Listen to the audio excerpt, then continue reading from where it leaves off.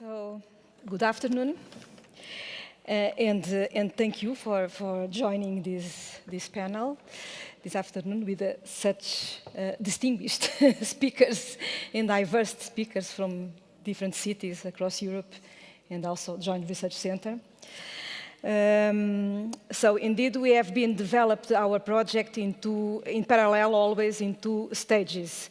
The stage of the hubs of innovation that we have seen, several partners and also stakeholders telling their own stories and experiences. But in parallel, we are developing this platform, this community of interest, this alliance of cities. And we are gathering, for now, we have 19 follower cities in this beginning of this network. And this is completely aligned with the, sorry, no, sorry, it's the pointer. Okay, so this is completely aligned with the purpose of the project, because the idea is that innovation, we cannot, sorry, thank you. Just interrupt, just to, okay. So what I was telling is that we developed in parallel to the hubs of innovation this alliance, this network of cities. Because one of the aspects that it is important that we want to keep this flywheel ongoing. In each hub, we need also to share knowledge and to keep this connection between cities. That's why the project also has this structure of building the network of cities. And so this is not, and this is again, we already said this in the morning, the project, it is not only a 4 years project. It is a project that wants to evolve in their legacy, and indeed this is the right moment to discuss this and to kick off this network of cities. It is indeed the right moment to promote the alliance. Because now we are going to finish the project, and as Brian was saying in previous conversations, it is the moment that we need to or use it or lose all the work that we have been done so far during these 4 years. That's exactly how are we going. So this session, it is has different purposes. It is precisely to motivate the follower cities and new cities that will come, and also the pilot cities of the project, to keep going with this network, this engagement of this way of engaging and working together. It is also the goal of identifying the main opportunities that we can develop and find in this network of cities, and also to create these connections, to strengthen these connections between cities. Before we begin, let me before we begin, we can start with Brian, that will present the vision and the structure of the alliance, and also link with the different tools that we already developed so far. I can do that if you want. Okay. Well, do we really want another network in a crowded world of networks? I think we've got to ask that question. Remind ourselves, what would be the purpose? What we're trying to do here is boost the regeneration of historic urban areas through innovation and entrepreneurship. So it has a very precise focus. And so we've thought about the different models, and we've been through this. We had a steering group. We've looked at all that. But what we come down to is really A different view of what a network might look like. And that is sometimes called the commons approach. Because the strength that we've, I think, shown evidence of, illustrated today, is really about a community connecting stakeholders, connecting historic urban areas and their stakeholders to share knowledge, foster entrepreneurship, and obviously promote sustainable regeneration.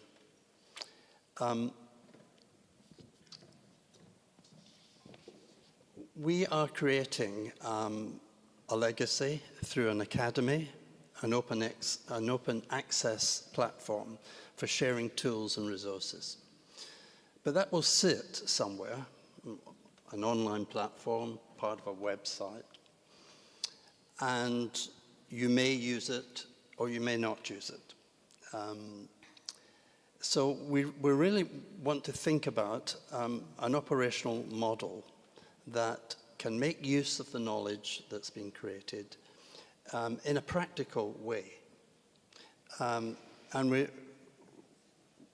we think the idea, the big idea, if you like, is to have a bottom-up, transparent, stakeholder-driven collaboration.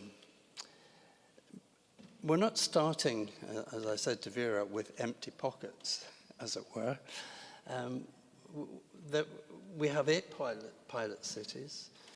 We have 19 follower cities that have signed memorandums of understanding, a commitment of interest, to work with us. We have European networks as part of this project. Both universities have shown a willingness to stick with the idea while we develop whatever it is we're going to develop. And for example, even the SMEs, crowdfunding hub, Ronald, again, an interest. So we have the basis of a beginning. The question is how to go about, as we've said, using the knowledge that's been developed, involving the networks and the partners, and carrying the process on.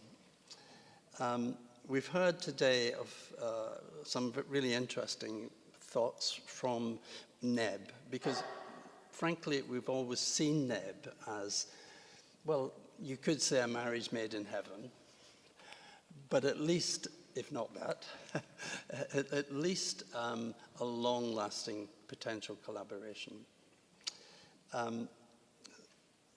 So, I think I go to the next slide. I'm not sure. Could you do that? Practically, therefore, we have to give some thought to how we would transfer this knowledge to others. We don't have the funding of a hub-in project. If you look on the slide, yes, you, me? No. If you look on the slide, we have, on the top line, as I said, there's a legacy, an academy with the knowledge. In the bottom line, we have potential support and advisory services. But we've got cities at different levels. The pilot cities journey is not over. We've got one tranche of actions. We've got many challenges not yet addressed. And so the hope would be that there is a willingness to carry on, whether or not there's a network or a platform to carry on. Again, the follower cities, they've gone through a bit of a learning process, depending when they joined us, and we want to explore with them how best we could help for them to continue that journey. But then we have the potential for new cities to join. Next slide. So why would you join this alliance? For pilot cities, it is simply expanding their hubs of innovation, taking their development plans for the future forward. For follower cities, it's guidance in creating their hubs and access to the tested methodologies. And for other cities, it is, of course, the same, the opportunity for partnerships.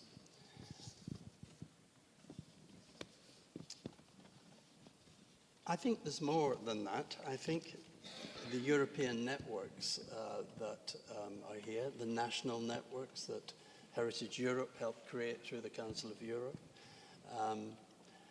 there is potential for such a platform to have these networks as part of it, where they take that knowledge and they take that good practice and they use it with their membership.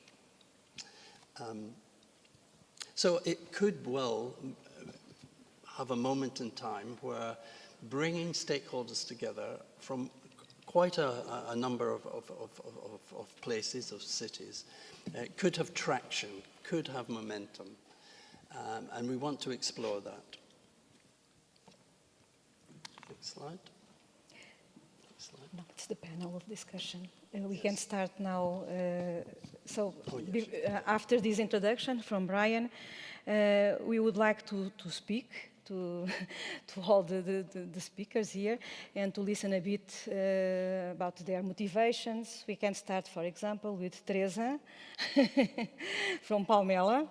And you have a rich historical and cultural heritage in Palmela. You are part of this earlier group of follower cities, very enthusiastic about that. And I would like to ask you, in a very short conversation, what are your main challenges and also what was your motivation to be part of this process? When we saw your presentation at the meeting of the cities with historical centers in Almada maybe 2 years ago, we thought that the ABIN project was what we needed there at Palmela to learn and to reflect on our reality, and to have the tools to implement another phase of developing the project, the strategic project of rehabilitation of the urban community of Palmela. We have a strategic plan of urban rehabilitation that is going on since 2018. The rehabilitation of the buildings has been going well steadily, and now we need to have tools to work with the community and to access the economic and social needs that they have to have a more sustainable community there at Palmela. We have many challenges, cars versus people. They have, it's a challenge to work with the public space because cars are overpowering the public space, and people need to get hold of that space to be together again. We have to balance also the housing prices to need to maintain the people living in Palmela, not just tourists or well, normal people living in our community. And many other challenges that we have there, like mobility and so on. All, I think, many of the challenges that most of the cities with historical centers have. Thank you. Would you like to move to another city? Yes. But could we also touch on... Use the microphone.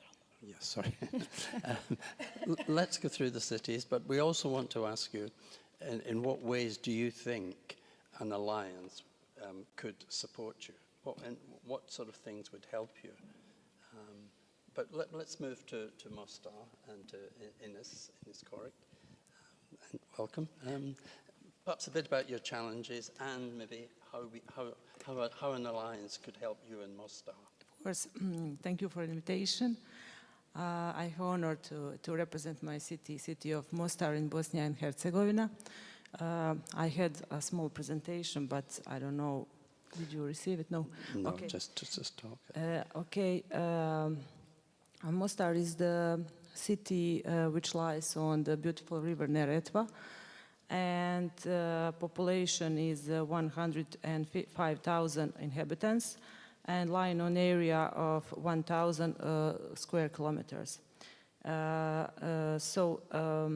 I assume that you all have heard for Old Bridge, and it's in that identity of the Mostar, and it's a symbol actually of the city of Mostar, and it was built in 1566 during the Ottoman Empire in Bosnia and Herzegovina, and it was built by Mimar Hayruddin, which was the student of the Mimar Sinan, actually. And before that bridge, we had a wooden bridge across the river on that place, and two guardians two guardians with our side, one side, and two guardians to our other side, and they protected the bridge. And on our language, the bridge is called Most, and the guardians are called Mostari. And the city of Mostar get its name by those guardians, Mostar. So the storytelling about Mostar is about bridge and bridges, and we have some interesting slogan, everything is bridgeable, and it's not related only for the monuments and architecture objects, as well, it's related to the people. Everything is bridgeable, and it's a story about connecting people. And we have really cultural diversity in our city. During past 100 years, we had several state framework in our country. Unfortunately, regarding to this, we had many conflicts and wars. And the city was destroyed a few times, and it's sad part of the story, unfortunately. But due to the past war, the last war, it's finished 30 years ago, and all the bridge was completely destroyed in the previous war.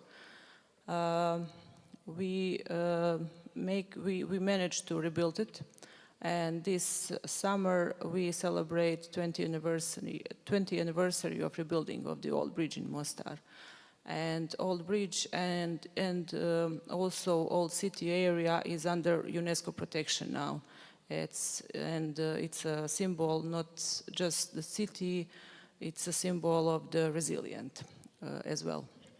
Our motivation to conduct with Habin Alliance and Habin family is to getting faster our path to European Union, and unfortunately we still have a lot of ruins from the previous wars, and regarding to this political and state problems that we have when former Yugoslavia was falling apart, it leaves us a lot of obstacles, like regarding to ownership of the cities and so long. So we managed to fix some of them, and now we are seeking for fundings and for other experience from the other cities and from other colleagues and partners. We want to heard your story, how you did it, and we want to rebuild European Union politics in our city as well. Thank you. Vanessa, I would like to ask you, how do you link heritage-led regeneration with the entrepreneurship and also the community engagement in your work in the city in the cities Corigliano, Rossanno, right? And what is your motivation to be part of these follower cities, but in this perspective of entrepreneurship, community engagement? Well, my story is quite weird because I live here. Well, I cannot say that I live here because I'm moving. I used to live here in Portugal. I work for University of Évora. I am a full researcher there. But also I have a house in Corigliano, Rossanno. My family is from there. And I could experience the situation of the historic urban area. I can see the situation, and as I was planning to move there with my family, I was thinking I cannot live here this way. I cannot allow my son, for example, I cannot give this future for my son. And I decided to take action as a citizen. And, well, in my role as a professor, I am advising as a student at University of Évora, and she is working in a project with Palmela, in the city of Palmela, Maria João Lima, Polytechnic de Setúbal. And she mentioned the project, and then I searched on Google. I found some information, and I decided to talk to the city hall, and I wrote, and that's it. I'm here today, and well, the problem of my city is the following. We have two old towns. In fact, Corigliano, Rossanno is two cities. They were merged in 2018. And in fact, in the past, they were like enemies. And they were merged because of political reasons. And, well, as old cities in Italy, people moved to the coastal area, leaving the old town abandoned, okay? It's very beautiful, plenty of history, especially Byzantine culture. We have there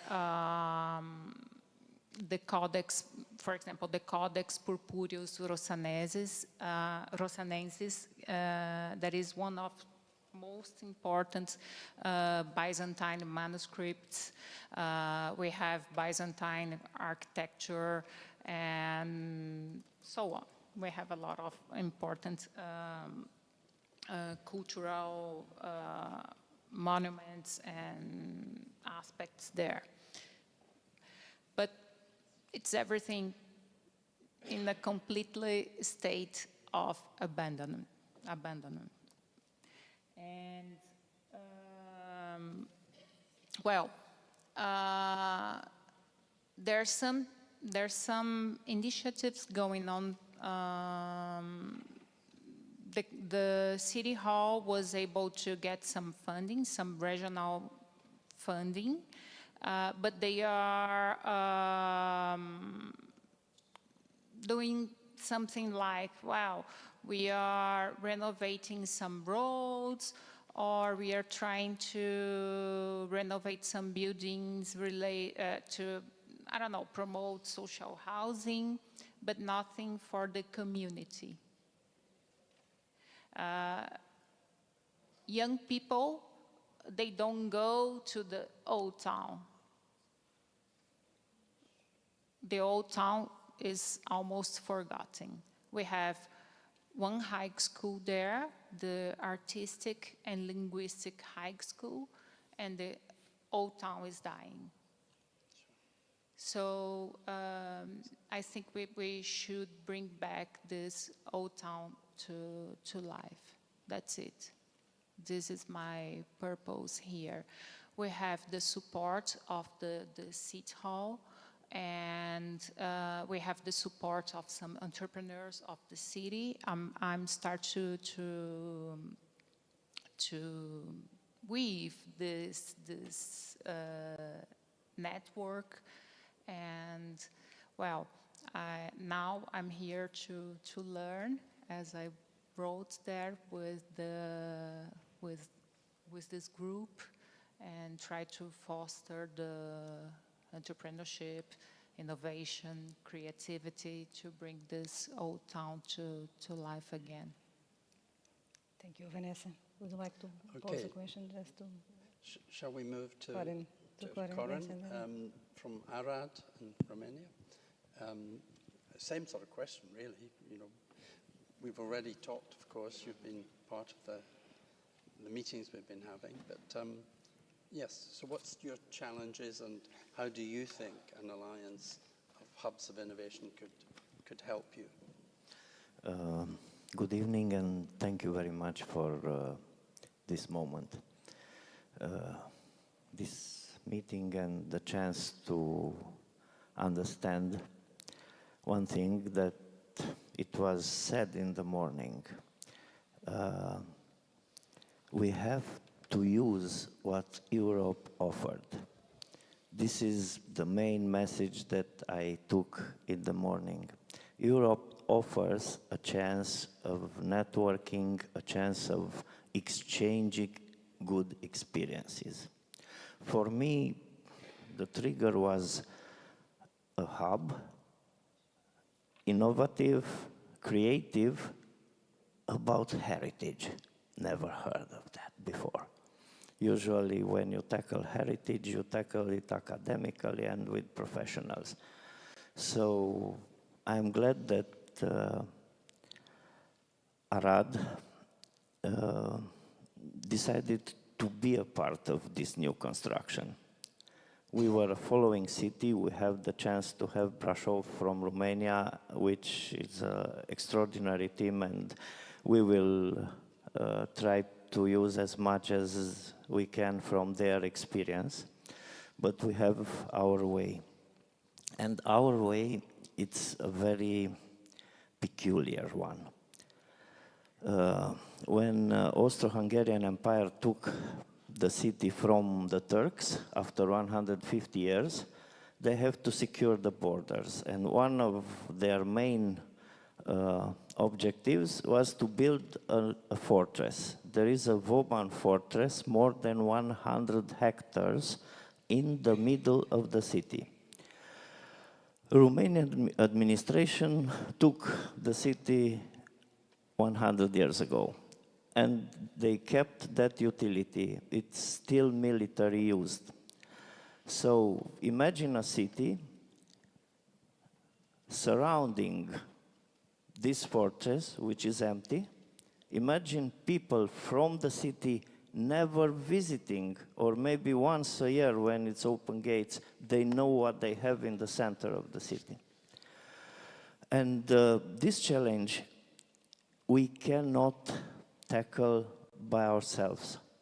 It's huge, it's too much. It's the estimated cost, it's about the equal budget of 1 year of functioning of the city. So even if somebody would take those money, we are not able to use them wisely and properly. That's why somehow I believe that your construction, a hub of innovative approaching to heritage, will help. Will help in terms of experiences, will help in terms of exchanging good practice, will help mostly, as I saw today, in projects that involve community in assuming history and historic sites.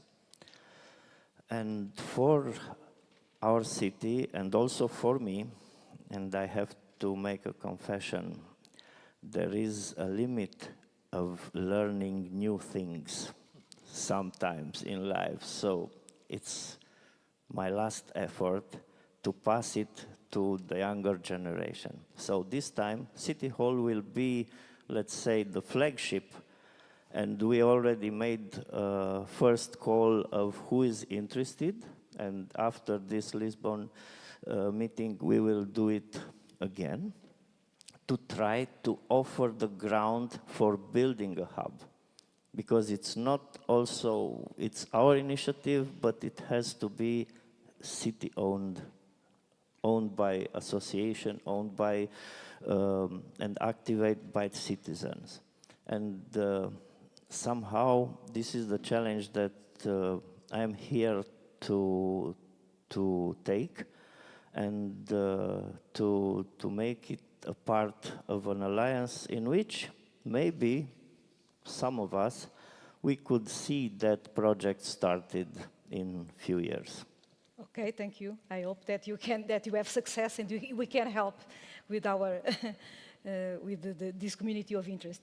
Soléne, since this morning, I would like to ask you what kind, again, but more in this perspective of the alliance, of raising the alliance, what kind of synergies can we find with European Bauhaus, and the instruments that you have that could help us to proceed, to go ahead with this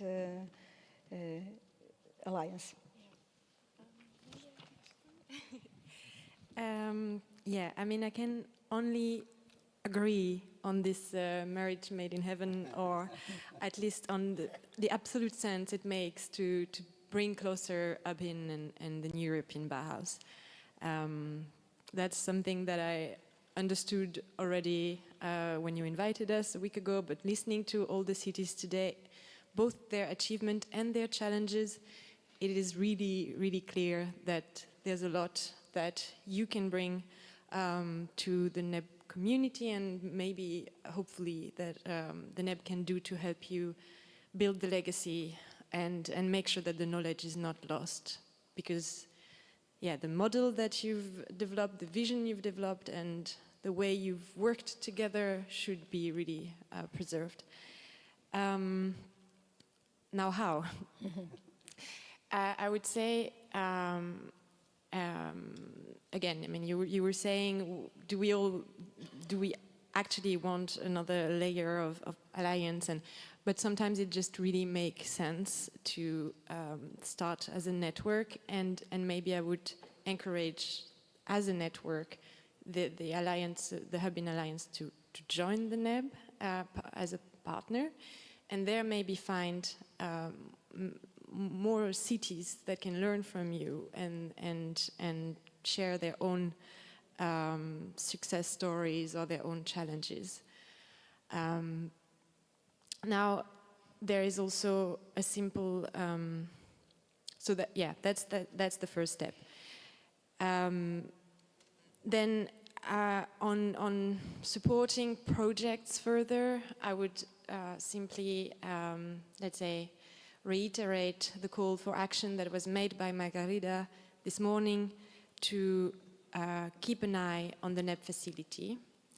So the NEB facility will have NEB calls under Horizon Europe in work program 2025, 2026, 2027. And a lot of what your projects are building relate very closely to the topics that will go, at least of what I know, for 2025. And then Margarida was very right in saying, do not only look where your projects can fit in the work program that is about to come out, but also, let's say, raise interest and needs for the next 2 work programs. Because there, our approach is really to listen to the NEB community, to all the stakeholders that work with us, and try to build codes that really target well the project that try to make change happen. Then the NEB facility is also about reinforcing the scale-up and the implementation of projects. And here we will continue working with different EU programs, try to bring together EU fundings, national funding, private funding. It's an effort we're making to have a sort of coherent menu of solutions. It will take a bit of time, but here we'll also, at project level, I guess, or for the Alliance, also encourage you into looking at the managing authorities of the European Regional Development Fund. Again, the 27 member states have references of the NEB in their work program. It's 225 programs of cohesion policies that have included NEB criteria in calls, which means that there are higher chances of a project that is aligned with the European Bauhaus to be supported by those cohesion programs. And then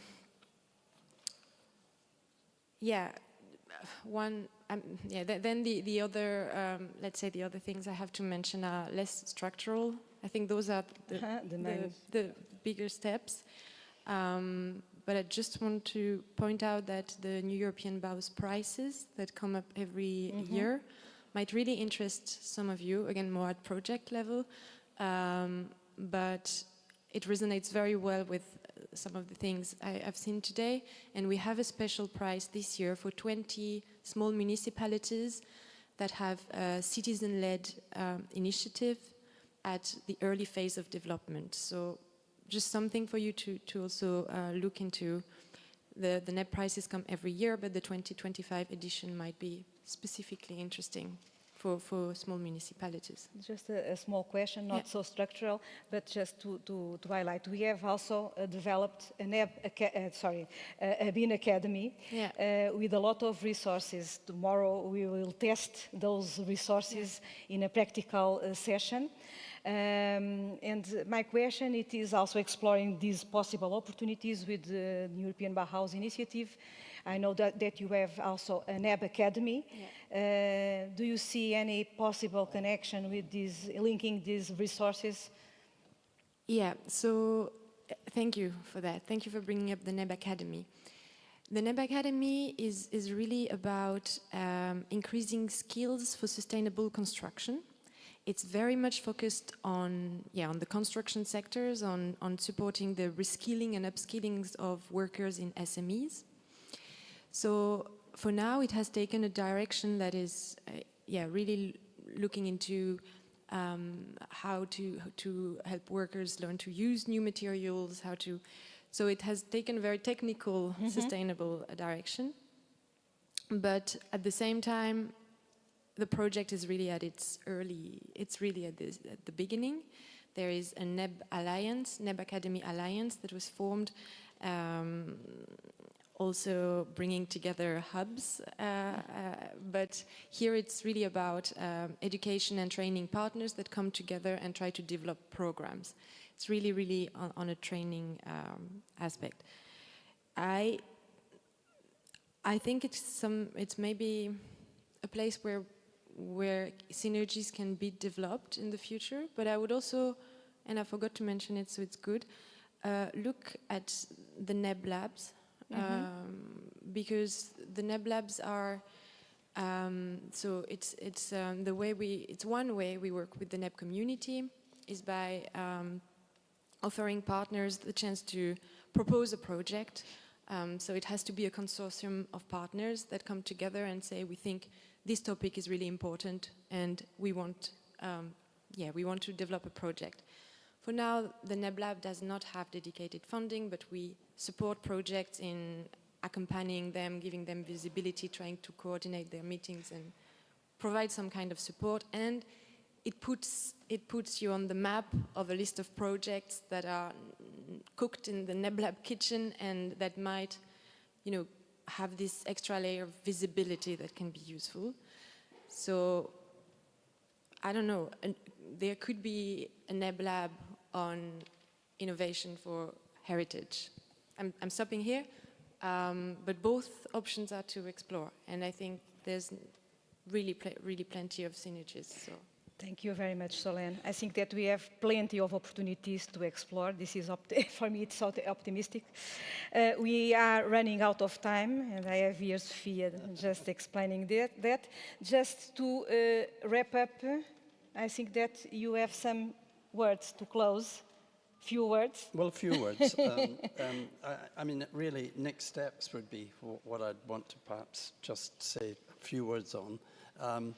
The project itself has 3 months to run, and that gives us an opportunity, I think, to develop some of the points that have been raised here, exploring the potential links that you mention.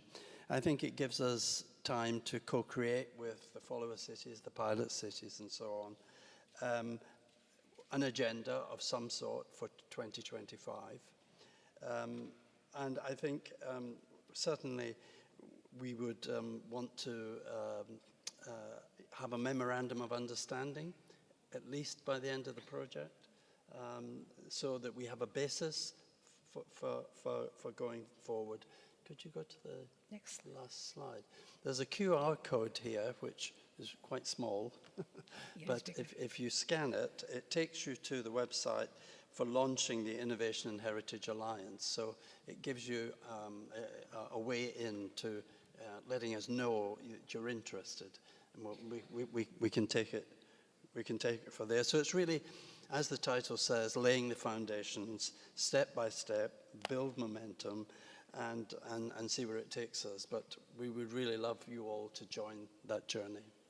Thank you very much. So, alone we are not going to go anywhere. Together, maybe we can find new future. So, it's a call to action. Thank you very much.